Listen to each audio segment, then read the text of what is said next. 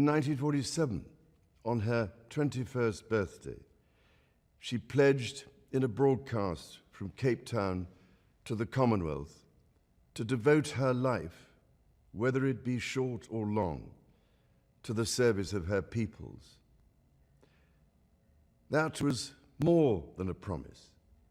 It was a profound personal commitment which defined her whole life. She made sacrifices for duty.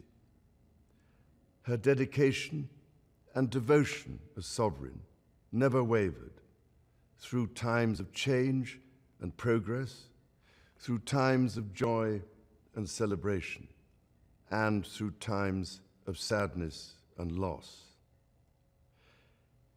In her life of service, we saw that abiding love of tradition, together with that fearless embrace of progress, which makes us great as nations.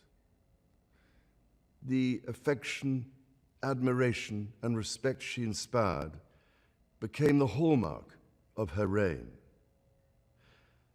And as every member of my family can testify, she combined these qualities with warmth, humor, and an unerring ability always to see the best in people.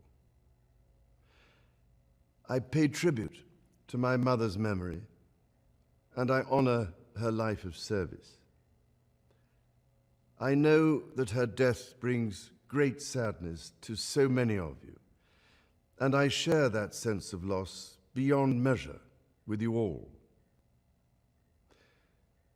When the Queen came to the throne, Britain and the world were still coping with the privations and aftermath of the Second World War, and still living by the conventions of earlier times. In the course of the last 70 years, we have seen our society become one of many cultures and many faiths. The institutions of the state have changed in turn. But through all changes and challenges, our nation and the wider family of realms, of whose talents, traditions, and achievements I am so inexpressibly proud, have prospered and flourished. Our values have remained and must remain constant. The role and the duties of monarchy also remain, as does the sovereign's particular relationship and responsibility towards the Church of England, the church in which my own faith is so deeply rooted. In that faith and the values it inspires, I have been brought up to cherish a sense of duty to others and to hold in the greatest respect the precious traditions, freedoms, and responsibilities of our unique history and our system of parliamentary government. As the Queen herself did with such unswerving devotion, I too now solemnly pledge myself, throughout the remaining time God grants me, to uphold the constitutional principles at the heart of our nation.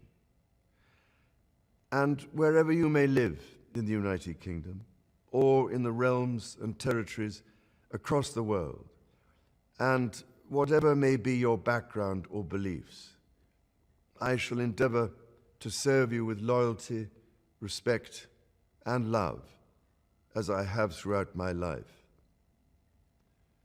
My life will, of course, change as I take up my new responsibilities.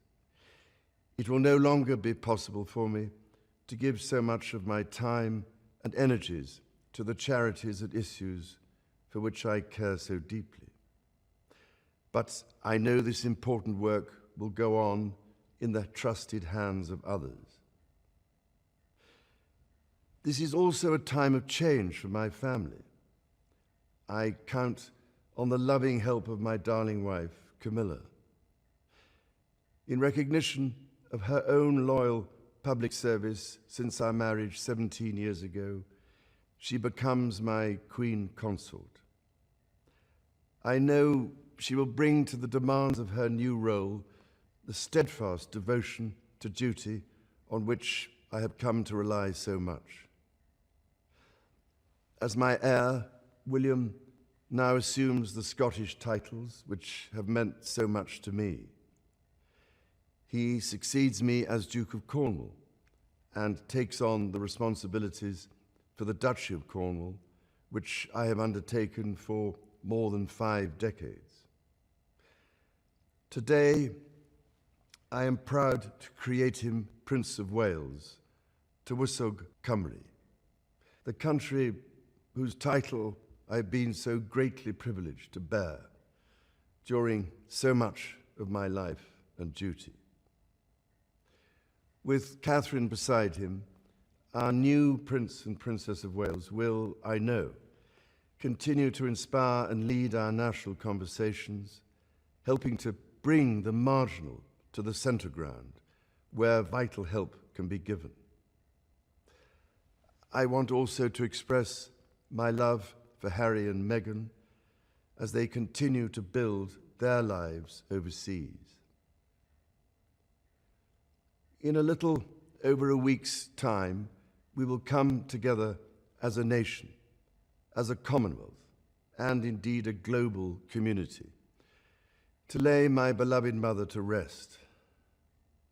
In our sorrow, let us remember and draw strength from the light of her example. On behalf of all my family, I can only offer the most sincere and heartfelt thanks for your condolences and support. They mean more to me than I can ever possibly express. And to my darling Mama, as you begin your last great journey to join my dear late Papa, I want simply to say this: thank you.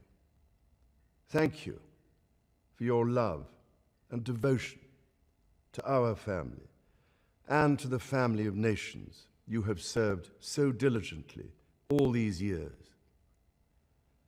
May flights of angels sing thee to thy rest.